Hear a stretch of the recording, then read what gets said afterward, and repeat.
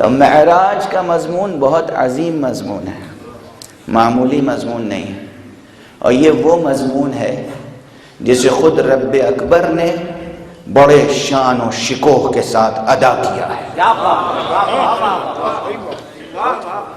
قرآن مجید میں 1 سے زائد مقامات پر معراج پیغمبر کا ذکر ہے۔ ایک تو سورہ مبارک ہے بنی اسرائیل کا مطلع، اس کی آیت سبحان الذی اسری بعبدہ لیلا من المسجد الحرام الی المسجد الاقصی الذی بارکنا حولہ لنریہ من آیاتنا انہ هو السمیع البصیر۔ کیا آیت ہے خدا کی قسم! جو لوگ عربی کا ذوق رکھتے ہیں وہ آیت سن کے وجد کی کیفیت طاری ہو جاتی ہے ان پر۔ چونکہ رب اکبر کو معلوم تھا، لیکن معراج کا مضمون ایسا مضمون ہے کہ آج ہی لوگوں کو شک نہیں ہوتا ہے۔ اچھے اچھے بڑے بڑے دانشور، میں کیا عرض کروں، المیہ اس ملت کا کیا ہے، آج بھی آپ کے اس ملک میں بھی ایسے بڑے دانشور موجود ہیں جنہیں آپ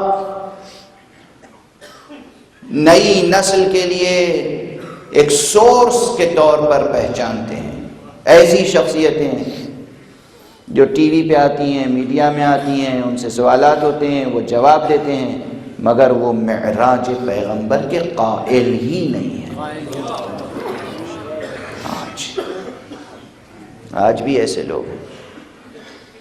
ابھی چند روز قبل میں ملتان میں تھا، وہاں ایک میرے دیرینہ کرم فرما جناب سید عبداللہ شوکت زیدی صاحب، ان کی مخصوص ادا ہے، ان کے پاس ماشاءاللہ کتابوں کا قدیم ذخیرہ ہے، نادر کتابیں ان کے پاس ہیں، اکثر کتابوں کے پہلے ایڈیشن ان کے ذاتی کلیکشن میں موجود ہیں، اور مجھ پہ یہ لطف کرتے ہیں کہ ہر سال کسی ایک نادر کتاب کا وہ پہلا ایڈیشن لا کر مجھے ہدیۃً دے دیتے ہیں۔ اور اس مرتبہ جو ایک کتاب انہوں نے لا کر دی، وہ کتاب کی ورق گردانی میں نے کی ابھی کچھ دیر پہلے، تو دیکھا کہ مصنف معراج کا قائل ہی نہیں ہے۔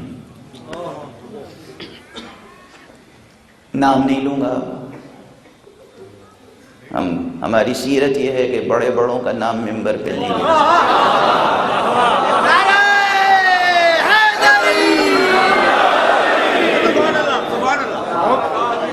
دیکھیے اپنے اپنے ذوق کی بات ہے، اپنے اپنے ذوق کی بات ہے، اپنے مزاج کی بات ہے۔ جہاں اللہ کا ذکر ہو رہا ہو، نبی کا نام لیا جا رہا ہو، علی کا نام لیا جا رہا ہو، پاکیزہ نام لیے جا رہے ہوں، معصومین کا تذکرہ ہو، اہل تطہیر کا تذکرہ ہو، وہاں پھر کسی ایسے نام کے لانے کی ضرورت نہیں ہے کہ فضائے دہن بھی مقدر ہو جائے۔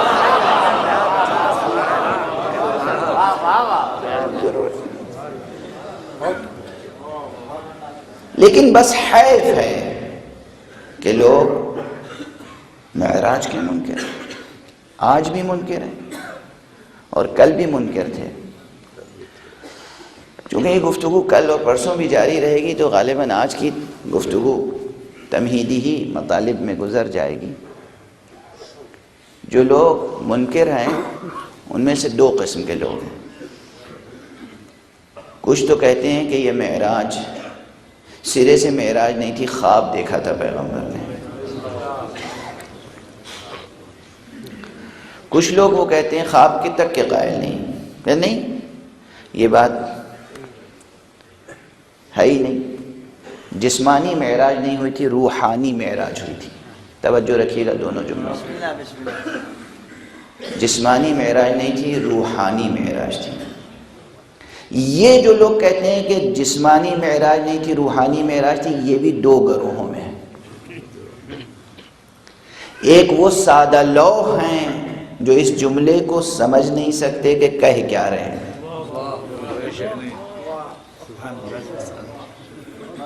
کہ روحانی معراج تھی، جسمانی معراج نہیں تھی۔ ایسے سادہ لوگ ہیں کہ جانتے بھی نہیں کہ کیا کہہ رہے ہیں۔ کچھ وہ ہیں جو فلسفیانہ تعمق کے ساتھ گفتگو کرتے ہیں اور وہ کہتے ہیں کہ یہ معراج اصل میں حضور کی روحانی بلندیوں کا تذکرہ ہے۔ ہم تینوں گروہوں کا جواب دیں گے انشاءاللہ، ہم تینوں گروہوں کا جواب دیں گے، اور اسی لیے ہم نے عرض کیا کہ یہ مدرسہ حسینی ہے، یہ مدرسہ عزا ہے۔ حسین کے نام پر وہ مدرسہ قائم ہوا ہے کہ یہاں صرف حسین کا تذکرہ نہیں ہوتا، چونکہ پیغمبر کا ارشاد ہے حسین منی و انا من حسین، حسین میرا مجھ سے ہے اور میں حسین سے ہوں، اس لیے اس مدرسے میں ہر وہ تذکرہ ہوگا جو رسول کی عظمت سے متعلق بھی ہو۔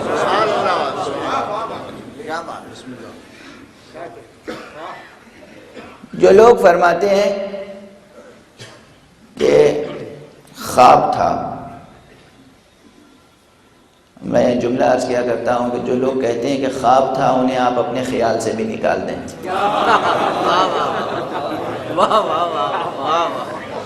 وہ اس لائق نہیں ہے کہ حاشیہ خیال میں بھی جگہ پائیں، چونکہ اب ظاہر ہے حضرات تشریف فرمائیں اور خواتین بھی سن رہی ہوں گی، بچے بھی سن رہے ہوں گے۔ دیکھیے یہ ایک نفسیاتی مسئلہ ہے، ہر بچہ ایک مخصوص عمر میں مخصوص طرح کے خواب دیکھتا ہے۔ کچھ بچے، بلکہ اکثر بچے ایک مخصوص عمر میں یہ خواب دیکھتے ہیں کہ وہ اڑ رہے ہیں فضا میں، یا کوئی ان کا ہاتھ پکڑ کر اڑتا ہوا لے کے چلا جا رہا ہے، اور بہت بلندی پہ جا کر دم گھٹنے لگتا ہے، اور پھر وہ خواب ہی میں رونے لگتے ہیں اور ان کی آنکھ کھل جاتی ہے۔ دوڑ کے ماں باپ آتے ہیں، بیٹا کیا ہوا کیا ہوا کیا ہوا؟ بچے کہتے ہیں کہ خواب دیکھا تھا۔ کیا خواب دیکھا تھا؟ خواب دیکھا تھا کہ آسمان کی بلندیوں میں جا رہے ہیں، کوئی آیا ہمیں لے گیا، اور اوپر لے گیا، اور اوپر لے جا کے اس نے ہاتھ چھوڑ دیا۔ ایسے خواب دیکھنے کے بعد جب بچے بیان کرتے ہیں تو دنیا میں کوئی ماں باپ یہ کہتے ہوئے نظر نہیں آئیں گے بیٹا مبارک ہو تم صاحب معراج ہو گئے۔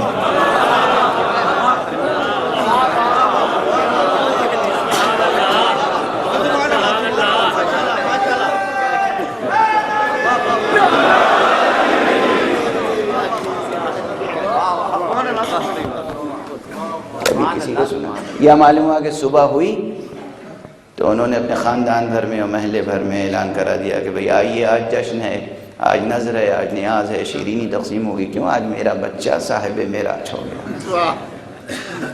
اور پھر محلے والے اور خاندان والے آ کے اسے مبارکباد دے رہے ہو، بھائی بڑی قسمت والے ہو، تمہارا بچہ صاحب معراج ہو گیا۔ نہیں، خواب معراج نہیں ہے، معراج واقعہ ہے، بے شک، کیا بات ہے، نہ کہ خواب۔ ایک جواب تو یہ ہے جسے آپ کہہ سکتے ہیں کہ جواب نقضی ہے، جواب خطیبانہ ہے، یا نفسیاتی جواب ہے۔ دوسرا جواب عرض کر رہا ہوں جو اہل قرآن کے لیے کافی ہوگا، ایک جملہ۔ قرآن مجید نے بہت سے انبیاء کو خواب دکھائے ہیں، مگر جنہیں خواب دکھایا یہ کہہ کے بیان کیا کہ ہم نے خواب دکھایا ہے۔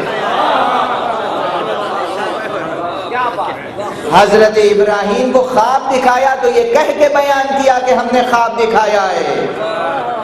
حضرت اسماعیل کے سامنے جناب ابراہیم نے ذکر کیا تو یہی کہہ کے ذکر کیا کہ مجھے یہ چیز دکھائی جا رہی ہے خواب میں۔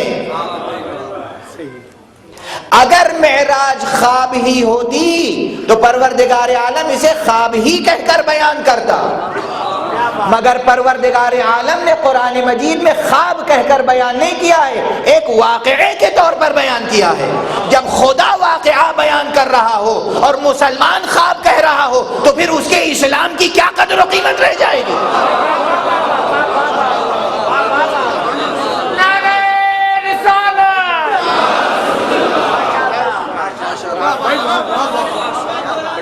کیا بات،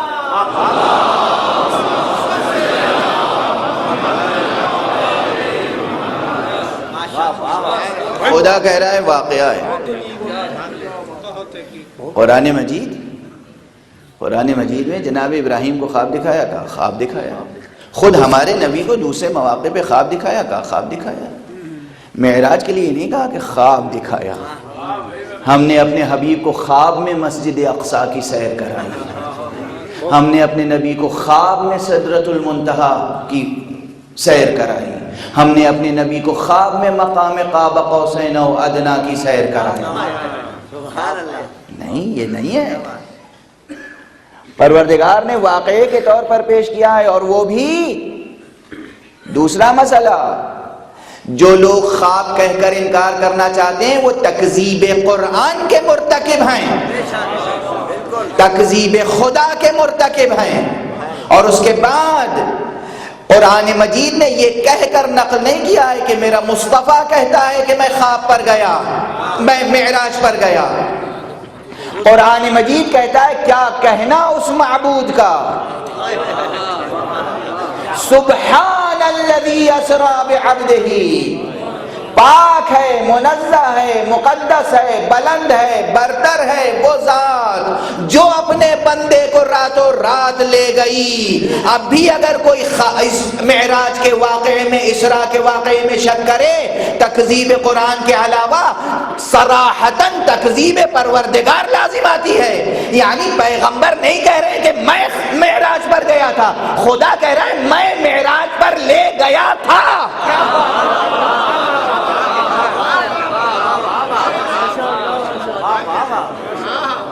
میں لے گیا اور خود ناز کر رہا ہے. واقعہ بھی ایسا ہے کہ ناز کر رہا ہے. پہلے اپنا قصیدہ پڑھتا ہے کیونکہ واقعہ اہم ہے، معمولی واقعہ نہیں ہے، واقعہ اہم ہے. کیونکہ واقعہ اہم ہے اس لیے پروردگار پہلے کہتا ہے سبحان الذی، پاک ہے وہ ذات، بلند ہے وہ ذات، مقدس ہے وہ ذات جو اپنے بندے کو راتوں رات لے گئی، رات کے ایک حصے میں لے گئی. خدا ناز فرما رہا ہے. اسی لیے میں نے کہا کہ جس شان کے ساتھ، جس شکوہ کے ساتھ، جس عظمت کے ساتھ قرآن نے بیان کیا ہے، ایسا محسوس ہوتا ہے کبھی کبھی کوئی شاعر اچھا شعر کہہ کے خود بھی جھوم اٹھتا ہے، کوئی فنکار، کوئی فن پارہ تخلیق کر کے خود بھی جھوم اٹھتا ہے. خالق خود جھوم رہا ہے اس شان ضیافت محبوب پر.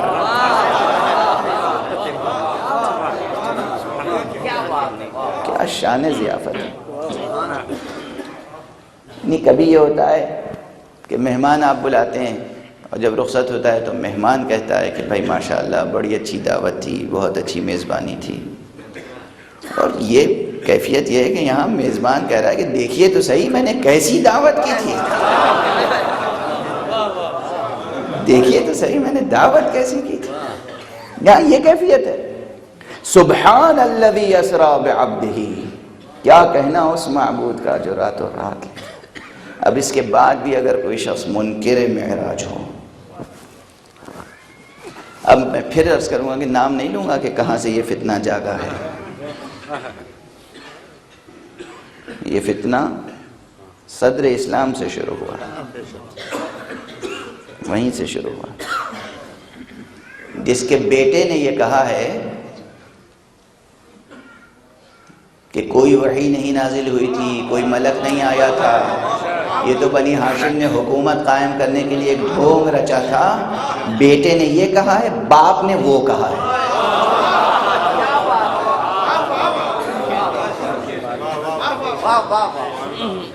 وہ باپ نے شاخسانہ کھڑا کیا کہ معراج تو خواب تھی، خواب دیکھا تھا پیغمبر نے.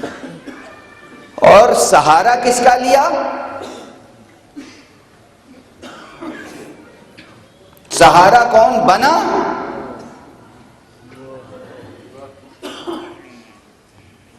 یہ کہنے کے لیے کہ اصل میں خواب تھی، خواب.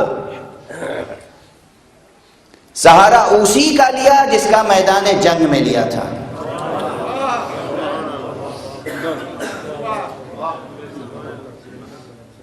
اس پردہ نشی کا سہارا لے لیا. جس کا سہارا میدان جنگ میں لیا تھا. ان سے روایت ہے کہ خواب تھی. الیاذ باللہ، الیاذ باللہ، ان سے روایت ہے کہ خواب تھی. اور بھی روایتیں ہیں مگر ان روایتوں میں یہ روایت بھی داخل کر دی گئی. بس اب میں کیا عرض کروں، وقت تیزی سے گزرتا جا رہا ہے اور بیان آگے بڑھ ہی نہیں رہا ہے. ابھی تمہیدی جملے ہیں. یہ یاد رکھیں کہ خواب تو نہیں تھی، قرآن نے اسے واقعے کے طور پہ بیان کیا. اب واقعہ بھی تھا تو کیسا؟ کچھ کہتے ہیں روحانی معراج تھی، کچھ کہتے ہیں روح و جسم کے ساتھ معراج تھی. اب اس میں میں نے کہا دو گروہ ہیں، کچھ تو جانتے ہی نہیں کہ کہہ کیا رہے ہیں. تو میں بھی دو جواب دوں گا. ایک جواب یاد رکھیے، جب کوئی کہے روحانی معراج تھی جسمانی نہیں، تو آپ فوراً یہ جملہ کہہ دیجئے گا کہ روح اور جسم کی جدائی کا نام موت ہے، معراج نہیں.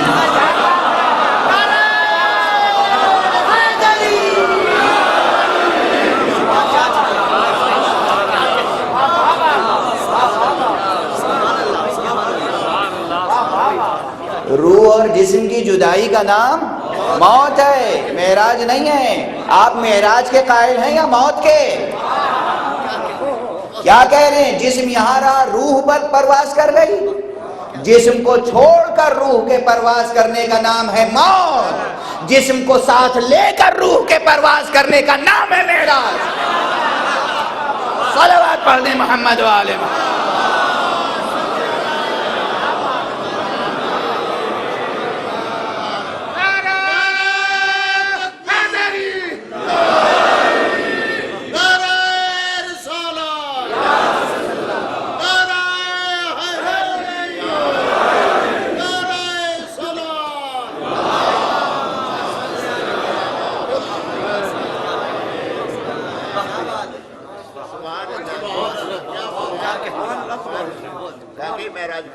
بھائی روح اور جسم کی جدائی کا نام موت ہے، اس میں کوئی آرگومنٹ کی گنجائش ہے؟ کہتے ہیں روحانی معراج تھی، جسمانی معراج نہیں تھی. جسم یہاں رہا، روح معراج پہ گئی. اسی لیے میں عام طور پہ تعزیت کی مجلس میں یہ جملہ کہا کرتا ہوں، اور ایک سوگوار بیٹا میرے سامنے بیٹھا ہوا ہے تو میں یہ جملہ کہہ رہا ہوں کہ دراصل ہر مومن کی موت اس کی روحانی معراج ہوتی ہے. ہر مومن کی موت، ہر مومنہ کی موت اس کی روحانی معراج ہے. جسم یہاں رہ جاتا ہے، روح ملکوت اعلیٰ میں پہنچ جاتی ہے. یہ ہے روحانی معراج ہماری. لیکن حضور کی معراج صرف روحانی معراج نہیں تھی. حضور روح و جسم کے ساتھ اپنے مکمل وجود کے ساتھ معراج پر تشریف لے گئے. اس لیے کہ معراج کی تعریف ہی ہے کہ روح کا اتنا غلبہ ہو جائے جسم پر، روح کو وہ اقتدار حاصل ہو، روح کو وہ سلطنت حاصل ہو، وہ سلطان حاصل ہو کہ جہاں تک روح چاہے جسم کو لے کر پرواز کرتی چلی جائے. تعریف معراج کی ہے. کسی اور کی روح میں قوت ہو یا نہ ہو، مگر کسی کو شبہ ہے کہ حبیب کبریا، امام المرسلین، خاتم النبیین، صاحب اخلاق خلق عظیم، محبوب الہ عالمین محمد عربی صلی اللہ علیہ وآلہ وسلم،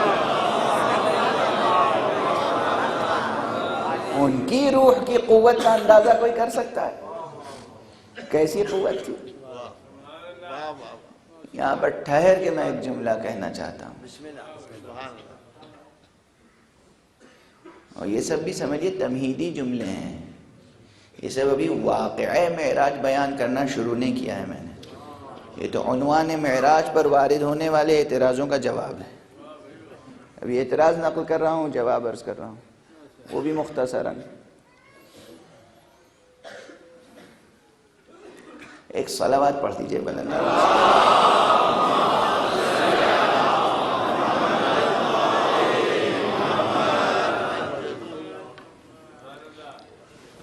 جو لوگ معراج کے سلسلے میں بحث کرتے ہیں ان سے گفتگو کرتے ہوئے کچھ اور عنوانات بھی سامنے آ سکتے ہیں، لیکن میں ایک بات کہتا ہوں کہ نفس کی قوت جب ظاہر ہوتی ہے، کسی بھی شے کی جب قوت ظاہر ہوتی ہے تو اس میں فصل واقع نہیں ہوتا. توجہ رہے. یہ آپ کے سامنے بلب روشن ہے، اس کی شعاع یہاں تک پہنچ رہی ہے، مسلسل و متصل ہے یا منقطع؟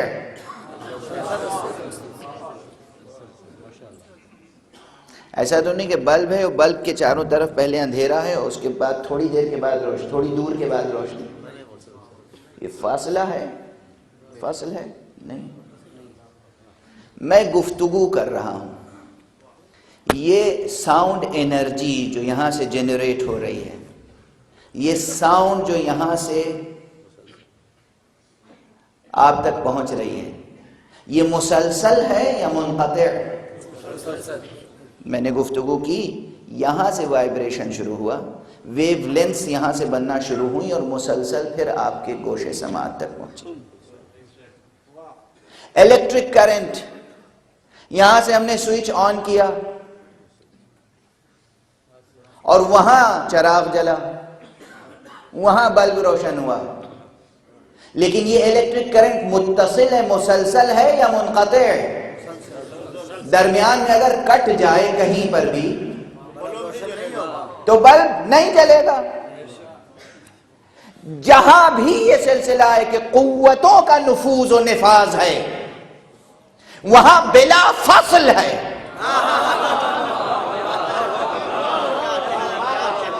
فصل کی گنجائش نہیں ہے، عقلاً گنجائش نہیں ہے. وجودی تقاضا یہ ہے کہ فصل واقع نہ ہو. نفس کی قوتوں کا یہی حال ہے. حضور کی بلندی نفس کیا کہنا، کتنے معجزات ہیں حضور کے، بِإِذْنِ الہی معجزہ ظاہر ہوتا ہے، مگر ہوتا کس کے ذریعے سے ہے؟ نبی کے ذریعے سے، رسول کے ذریعے سے. رسول کے نفس قدسی میں یہ طاقت تھی، نفس قدسیہ میں یہ طاقت تھی. کیا آپ نے درخت کو اشارہ کیا؟ اجماع ہے تمام مسلمانوں کا، کوئی منکر نہیں ہے. درخت کو اشارہ کیا، وہ چلتا ہوا حضور کے پاس آ گیا، اور پھر اشارہ کیا واپس چلے جاؤ. وہ اپنی جگہ جا کے جیسا تھا ویسا ہی اپنی اصلی حالت پہ آ گیا. سنگریزے اٹھا لیے زمین سے ہتھیلی پہ، یہ سنگریزے کلمہ پڑھنے لگے. اور صرف یہی نہیں کہ ہتھیلی پہ سنگریزہ اٹھا لیا تو کلمہ پڑھنے لگے. آپ ایک اور معجزہ آج سن لیجئے حضور کا، محمد عربی صلی اللہ علیہ وسلم.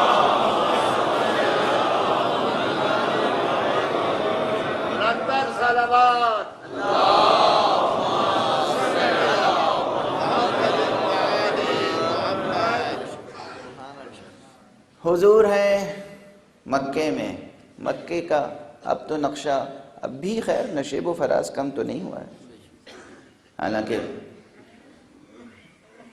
بہت اس کو لیول کرنے کی کوشش کی جا رہی ہے، بہت سے آثار مٹائے گئے، مگر اس زمانے کا مکہ، اس میں کتنا نشیب و فراز رہا ہوگا. حضور تھوڑی دور گئے، ایک جگہ کافی گہرائی تھی جہاں پانی بھرا ہوا تھا، وہ تقریباً ایک جھیل سی تھی. وہاں پر جھیل کے اس طرف ایک پہاڑی تھی، اس طرف حضور کھڑے ہوئے تھے. حضور کا ایک دشمن ساتھ ساتھ ہے، حضور پر نکتہ چینی کرنے والا، تنقید کرنے والا وہاں کھڑا ہوا ہے. اس نے کہا کہ ہم تب جانیں کہ وہ چٹان جو پہاڑی کی چوٹی پر ہے وہ آپ کے اشارے سے یہاں تک آ جائے. خلاصہ عرض کر رہا ہوں، حضور نے اشارہ کیا، وہ چٹان بڑے سلیقے سے پہاڑی سے اتری، گری نہیں. چٹان اگر گرتی تو پاش پاش ہو جاتی، ٹکڑے ٹکڑے ہو جاتی، ریزہ ریزہ ہو جاتی. وہ چٹان سے اتری اور اتر کے پانی کی سطح تک آئی اور سطح آب پر تیرتی ہوئی حضور کے قدموں تک آ گئی. خدا کی قسم،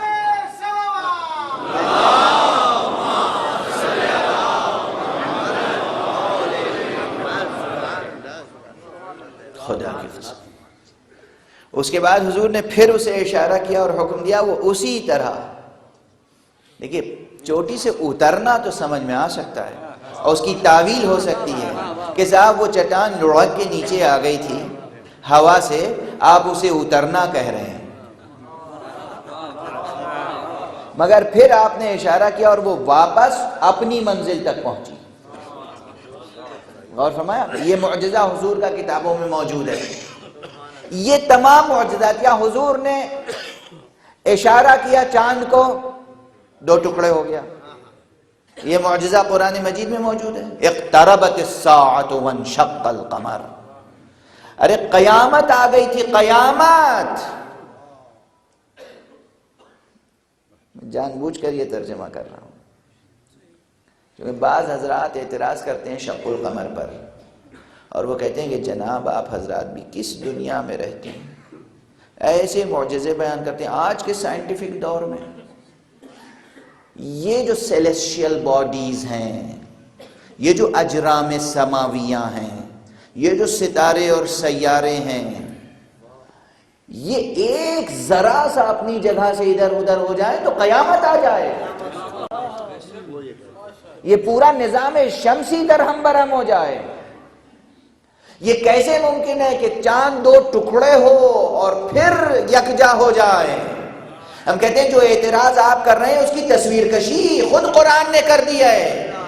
قرآن کہہ رہا ہے قیامت آ گئی تھی، چاند 2 ٹکڑے ہوا. کیا بات ہے. اقتربت الساعۃ وانشق القمر. اقتربت، قیامت قریب آ گئی تھی.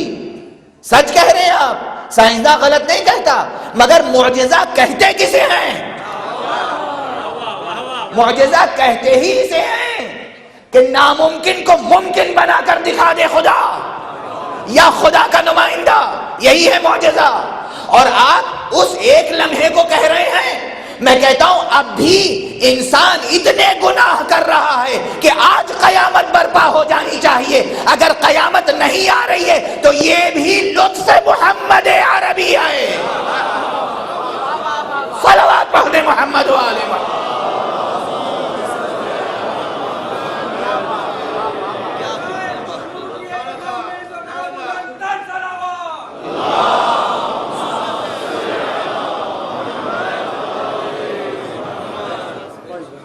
لطف پیغمبر ہے، لطف خدا ہے، لطف پیغمبر ہے. آج جو ایک محمد پردہ غیب میں ہے، جب تک وہ ہے قیامت نہیں آئے گی.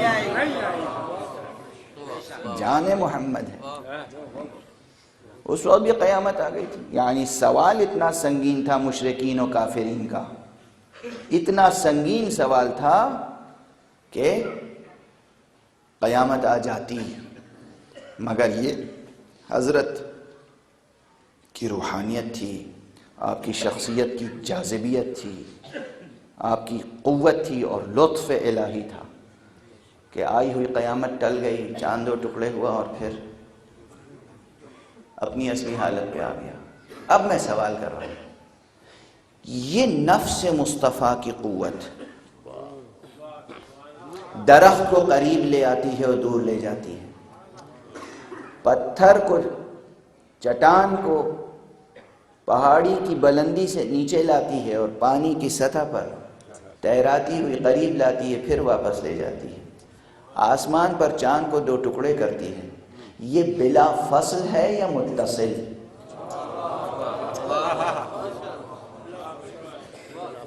چاند کا جرم بڑا ہے یا جسم انسانی؟ چاند کا جرم بڑا ہے، حجم، والیوم، ویٹ، چاند بڑا ہے یا یہ جسم؟ چاند بڑا ہے. چاند پر اثر ہو گیا،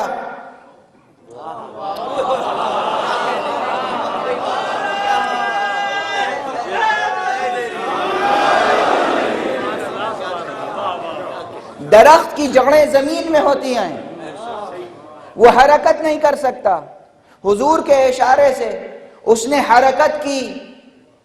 یہ جسم تو پہلے ہی سے حرکت کے قابل ہے،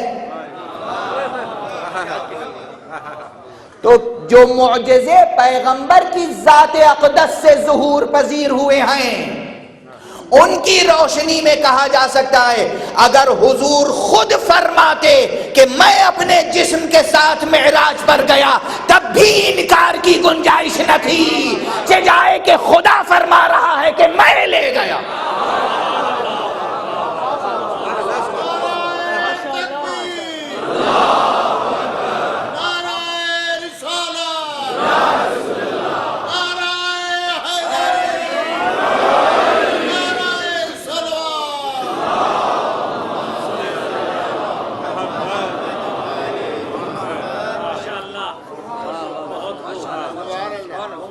حضور اگر فرما دیں کہ میں معراج پہ گیا تب بھی کسی اس شخص کے لیے شک کی گنجائش نہیں ہے جو اشہد ان محمد الرسول اللہ کہہ چکا ہو،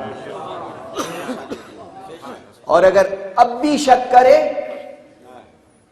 تو اس کا مطلب یہ ہے کہ اس نے اشہد ان محمد الرسول اللہ دل سے نہیں کہا ہے، اس کا مطلب وہ اس فہرست میں ہے جن کے لیے قرآن نے کہا ہے بسم اللہ الرحمن الرحیم اذا جاءک المنافقون قالوا نشہد انک لرسول اللہ واللہ یعلم انک لرسولہ واللہ یشہد ان المنافقین لکاذبون۔ ارے اے رسول، اگر آپ کے پاس منافقین آئیں اور کہیں کہ ہم گواہی دیتے ہیں کہ آپ اللہ کے رسول ہیں، اللہ کو علم ہے کہ آپ اللہ کے رسول ہیں، مگر اللہ گواہی دیتا ہے کہ وہ جھوٹے ہیں۔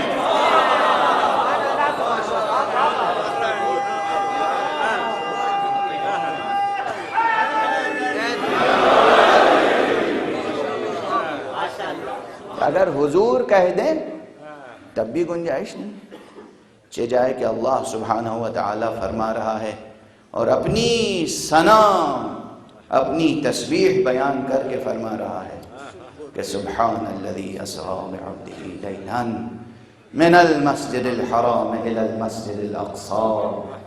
کیا کہنا اس پروردگار کا جو اپنے بندے کو راتوں رات لے گیا۔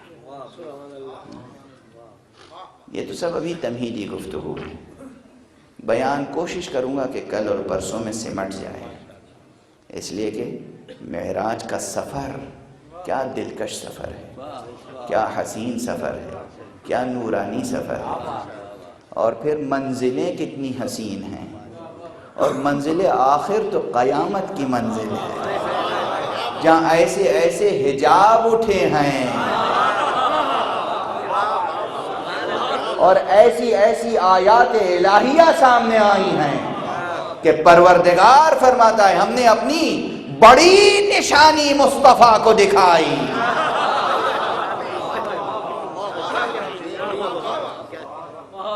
بڑی نشانی دکھائی، بس بات اس سے زیادہ